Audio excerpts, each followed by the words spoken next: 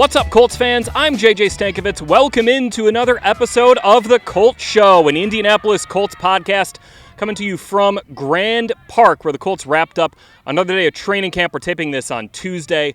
Colts have a walkthrough on Wednesday and then a night practice on Thursday. So this pod's going to come out before that night practice. Coming up later on the podcast, I had a chance to sit down with left tackle Bernhard Raimann, who signed a contract extension this week.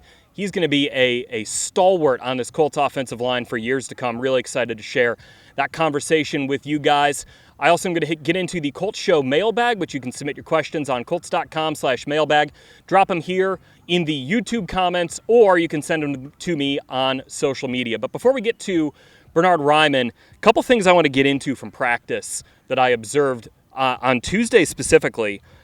Really good day for both quarterbacks, for Anthony Richardson and for Daniel Jones. The same on Monday, really. So you got back-to-back good days for both quarterbacks, and the key thing here is that the pads are on.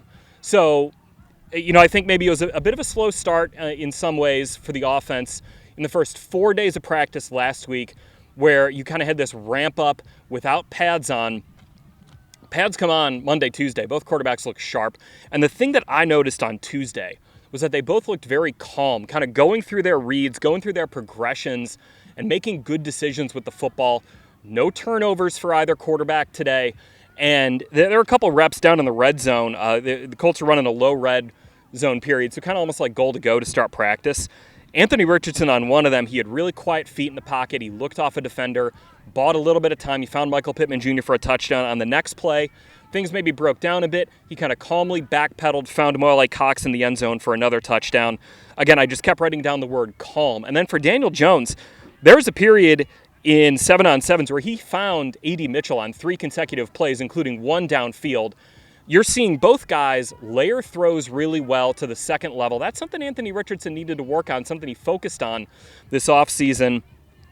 And you're seeing a lot of completions. You're not seeing a ton of balls hitting the ground because they were behind a guy or because they're low or high. You're seeing accurate throws. And I think I talked about this last week, that the Colts defense has really challenged both quarterbacks to have like accuracy plus. And I think early on, maybe you saw a lot of PBUs. Charvarius Ward was all over, Kenny Moore, Justin Walley, those guys. I think right now you're seeing that accuracy really show up in a really nice, encouraging way. Now, we're a week into practice, so you don't want to draw any conclusions. I think it's probably still too early to call who's going to win this job and if it's going to lead to the result the Colts ultimately want when the regular season opens on September 7th. But these last 2 days have been very encouraging. So again, both quarterbacks, you want to see them build on that on Thursday night and then into the weekend. Colts have an off day Friday. They'll practice again Saturday, Sunday before getting on a plane and going to Baltimore for a joint practice next week with the Ravens. I have a little bit more thoughts on the Colts coming up in the mailbag, but let's get to Colts left tackle Bernhard Raimann right after these messages. Colts training camp is in full swing, and there's still time to join us. 6 practices remain up here at Grand Park, including Salute to Service Day on August 2nd with a camo Build-A-Bear blue, and we have a joint practice with the Green Bay Packers on August 14th. To get your tickets, go to colts.com/camp. Colts season tickets are sold out for the 2025 season, but fans interested in 2026 and beyond can join the Forever Blue waitlist presented by Ticketmaster. It's free and includes exclusive pre-sales and offers. Sign up now at colts.com/waitlist. The Colts 5K and Blues Fun Run return on September 6th. New this year, runners can add a discounted ticket to any of our 3 AFC South home games. Sign up today at colts5k.com. As part of honoring Jim Irsay's legacy this season, fans can be a part of a 26-foot photo mosaic. Upload your photo or stop by training camp to be included. The mural debuts at the Colts home opener. Details at colts.com/Jim Irsay. We're honoring Jim Irsay's legacy this season with a commemorative lapel pin featuring the on-field patch design. It's available only at the Colts Pro Shop. Proceeds will benefit Kicking the Stigma. For more on the Colts Show, we'll be right back. It is my pleasure to be joined here on the Colts Show by tackle Bernhard Raimann. Bernhard, earlier this morning, we're taping this Tuesday, you signed a contract extension with the Colts. First of all, congratulations. Thank you so much. Seeing the work that you put in to get to this point from 2022 to now has been really cool, just, from above almost. What does this all mean to you? What did that moment mean to you to put pen to paper this morning and to get some stability here with the Colts? I mean, it means everything, honestly. Yes. When you play football, you try to play for as long as possible, and then ever since I got drafted, my entire goal was to win football games for the Colts, improve every day, and be here long term. And obviously this is just the beginning because there's still a lot of work ahead of us. But I'm beyond excited. My family's excited. I'm excited, and I'm just beyond blessed to be a Colt. What is the stability that you get, to remain not just with the Colts, but like remain in the community when you've got your newborn daughter, you've got a family here, to be able to stick around and know you're going to be here for a while? It's huge for us. I mean, we've really been taken in by this community here. We've made some great friends in the neighborhood. My wife has found her community through CrossFit, and we've made some really amazing friends here, and it means everything to be part of this team and also part of this Indiana community. I know it's kind of happened, pretty quick, but have you spent any time, was there ever a moment that you kind of reflected on the journey that got you here, maybe in the last 12 hours or so? Honestly, I haven't had much time yet. It's been kind of been flying by. This morning you wake up, you signed real quick, but you already got pre-practice to go to, got your routine to do. But I mean, it hasn't really hit me yet, to be honest. It's an unreal feeling. It's truly a dream come true. Was there ever a moment, like maybe when it was your study abroad year in high school, or early on in your career at Central Michigan, or maybe even early on in your NFL career, where you realized hey, I can this is what I can do career-wise, and this is how I can do it? Was there ever that moment where it kind of hit you of I'm pretty good at football, I can make a living out of this? I mean, I've always believed in myself, and I've always believed in hard work and doing things the right way. But at the end of the day, there's so many factors that play into it. So you just gotta thank God for the opportunities you get, and then you gotta put the work in every single day. So I just, that's what I did. I took it day by day, tried to improve on the little things, and yeah, that's what got me here. What's something that you can do in your fourth training camp that maybe you weren't able to even access in year one or year two of your NFL career? Just trusting myself and trying new things, trying new techniques. It's obviously you, as a rookie specifically, you try to not mess up, but that's always a bad way to play. So it's just the freedom and then the experience that comes with each year, and you can build on that. Is there just now different things you can access just in terms of the time you have to get in your pass set and to block a guy is so short, just those playing over and over again? Is there almost is it almost to the point where it's you're just reacting instead of thinking? Yeah, absolutely. I mean, it's more and more natural each year, and it's more comfortable. The game slows down a little bit, but you still work on those little things every single day. So there's always work to be done. But yeah, it's definitely gotten easier. I know this story's kind of been told a little bit, but how did you learn how to play tackle? Because it was the pandemic when Central Michigan switched you from tight end to tackle, and you obviously couldn't do a whole lot with anyone else in the pandemic. So how did you learn how to play tackle in those early days?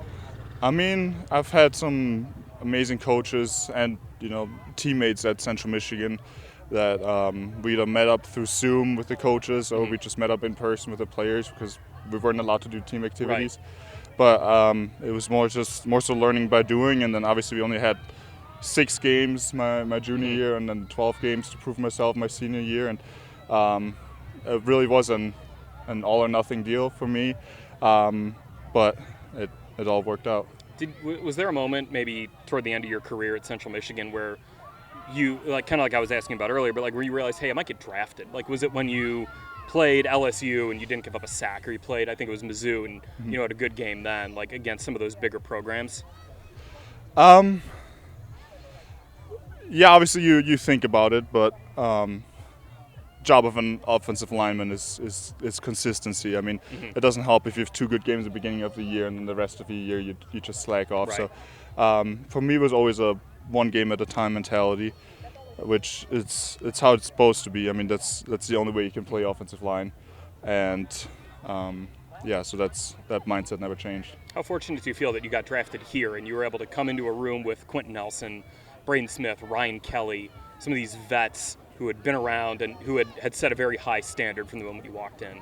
I mean, my family and I, we're so fortunate to be here.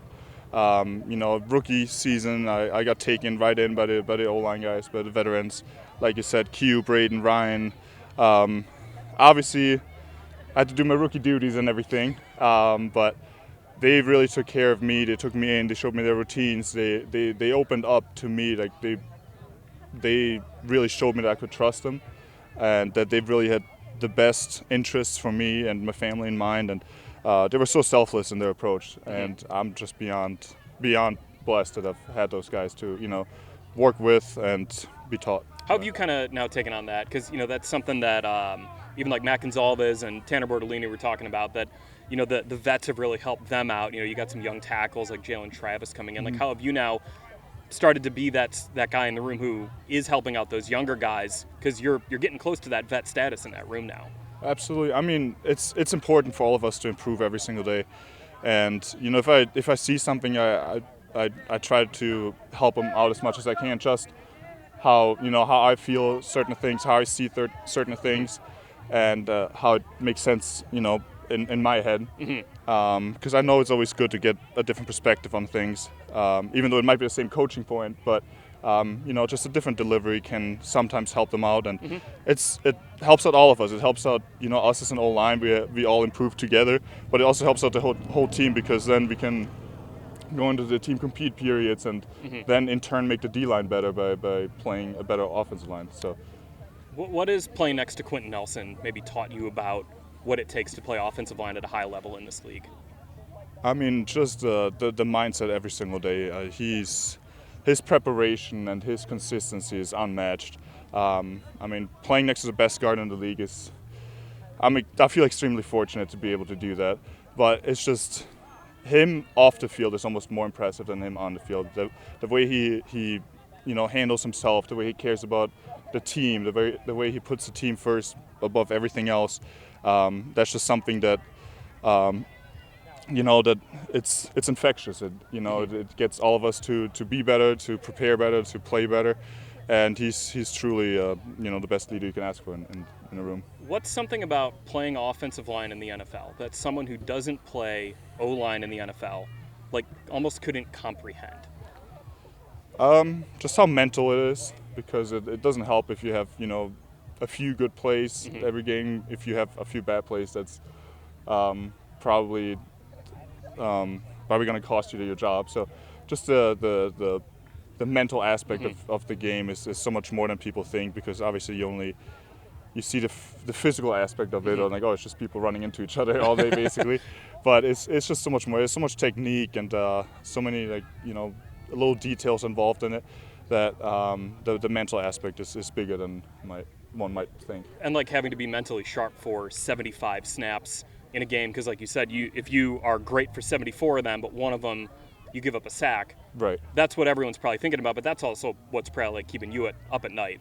Absolutely. I mean, that's just part of playing offensive line. You try to be perfect as much as you can. Obviously, no one ever is, but you just keep pushing that way, and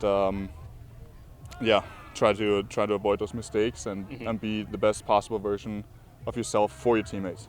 Last kind of topic for you, your kid from Vienna in Austria, who has now signed a very lucrative contract extension in the NFL. Do you think, I mean, this is getting a little ahead, but do you think some kids back there might see this and see a path to football that might not have existed had you not been this kind of front-facing, hey, this guy's a really good player in the NFL, essentially you kind of blazing the trail for them? I mean, I really hope so. I think it gives people hope, people from Austria, from Europe, but also kids in the United States. If you're in a smaller school, you might not always get the exposure that some other kids might have out of high school.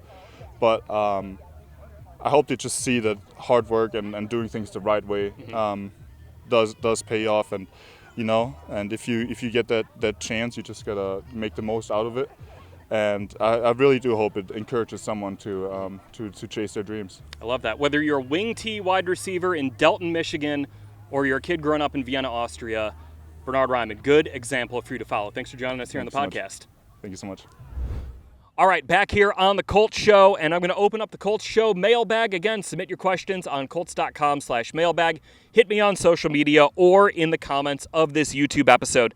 And this one, I wanted to talk about this. It's not totally a question, but it came in the YouTube comments last week from @Naptown Sports Junkies with a Z. I believe the story of Walley is the biggest story coming out of training camp so far. So Justin Walley has taken a hold of that third cornerback job, which, by the way, is a starting cornerback gig in Lou Anarumo's defense. He has not given it back. Now, a couple injury updates we'll get to. I think we'll learn more on Thursday from Shane Steichen with some other corners in that room. But as it relates to Justin Walley, like this guy, it's not just in training camp. The moment he stepped into the Colts facility on 56th Street after being drafted, I think you saw a lot of people looking around being like, you see what we got in this guy? Like, I think, Chris Ballard, down to Lou Anarumo, scouts, other coaches, they all knew, hey, this guy's got something to him. That's why they took him in the third round. And, some people might have said, oh, the Colts are reaching for this guy, but they never felt like that. They felt like they had to get this guy, and I think right now you're seeing why. And the big thing I want to talk about with Walley, and this kind of relates to the rest of the cornerback competition too, is the Colts are going to play a lot more dime personnel this year. So that means you're playing with 6 defensive backs on the field. I think the way that's going to play out is probably 4 cornerbacks, Nick Cross and Cam Bynum. So you've got Kenny Moore II and Charvarius Ward locked into those kind of top 2 spots. And then Justin Walley's right there as this third guy. We'll see what Jalen Jones, Juju Brents, how those guys come out of camp. But what Walley brings you is sort of what Kenny Moore II and Charvarius Ward bring you, which is inside-outside flexibility. So that means Walley can go, he can play in the slot, and he can play outside. That's a lot harder to do than you might think. It's almost like playing 2 different positions because inside at corner, you're dealing with a lot more space. And guys have two-way goes where you can have, an inside release can take you all the way across the field and an outside release can take you all the way up the field. Whereas when you're playing on the outside, you're not dealing with as much space. You can use the sideline almost as an extra defender, but you're dealing with a lot more physicality. So being able to kind of toggle between those 2 positions is something that, Kenny Moore II and Charvarius Ward have worked at their entire careers. Justin Walley did it at Minnesota, and we're already seeing him do it in practice with the Colts, where on days where Charvarius Ward's at a rest day, you've seen Walley go outside. When Kenny Moore II's at a rest day, Wally's gone inside, and when both those guys have been out there, Wally's been on the outside. But the larger point here is the Colts are going to need all these corners to play, and that they're getting this out of Walley to start camp is really good. He had a really nice pass breakup today.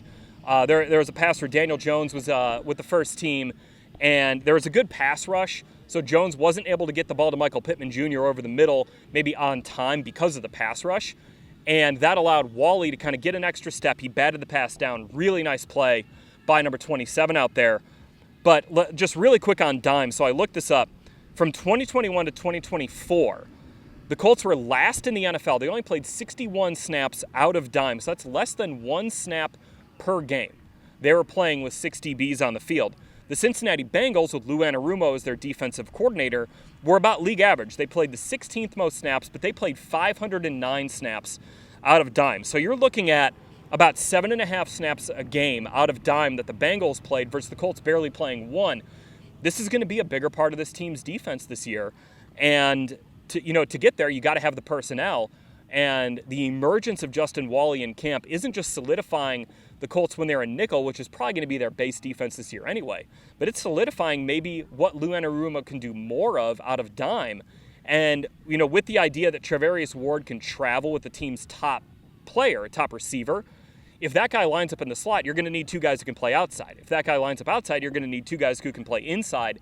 And having Walley and Kenny Moore II being able to do that, to have that flexibility, that could be huge for what Lou Anarumo wants to do with this defense, playing different coverages out of dime, whatever it might be. So I'm with Naptown Sports Junkies with the Z's in there.